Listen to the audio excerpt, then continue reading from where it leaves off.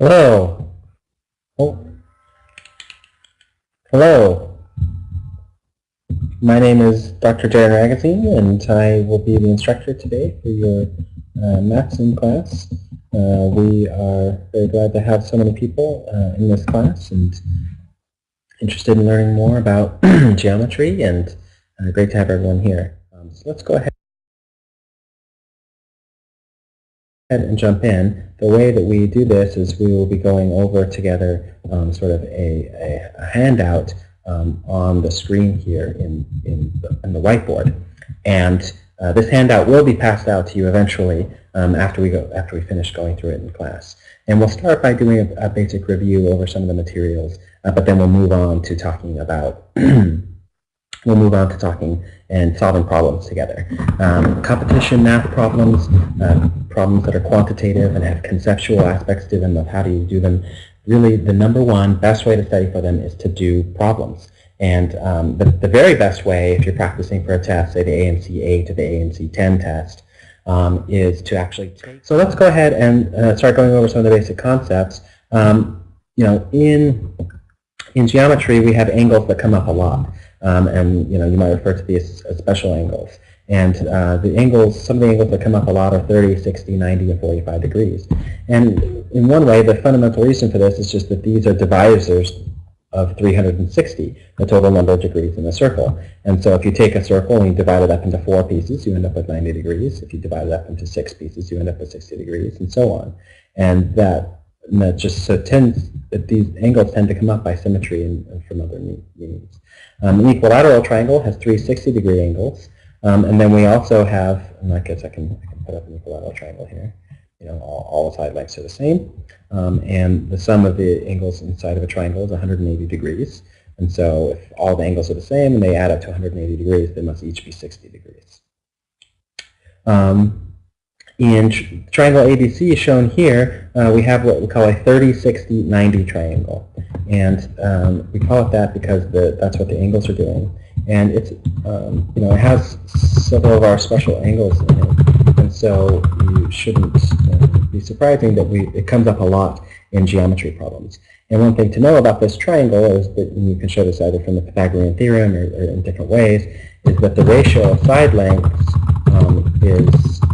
is 1 to square root of 3 to 2. In other words, the shortest leg will be half the length of the longest leg, and then the other leg will be root 3 times the shortest leg. Okay. Now moving up to polygons. A polygon is a shape in the plane that has sides and vertices. It has n sides and n vertices.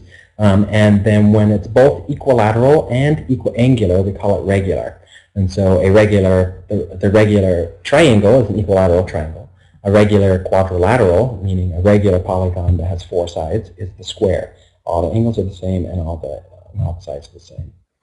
We'll also, in this class, when you refer to a polygon, you give each of the vertices names, usually capital Roman letters, capital English letters.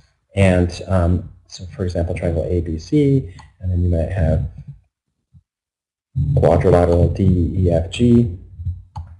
When you do this, by the way, the vertices must be in the order that they appear in the quadrilateral. This quadrilateral that I'm drawing, you could not call it DFEG because the F is not in between side lengths E and G, and so that would be against the rules. That they must be in order.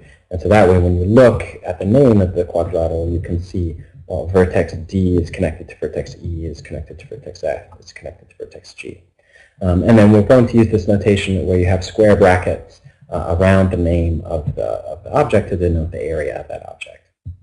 All right, so now you are familiar with the Pythagorean Theorem, which says that if you have a right triangle and 2 sides, well, and all 3 sides, then by the Pythagorean Theorem, the sum of the squares of the legs is equal to the square of the hypotenuse. Now here I've used this notation you may not be familiar with. Caret 2 just means, the caret just means the next number is an exponent. And so this is just c squared is equal to a squared b squared.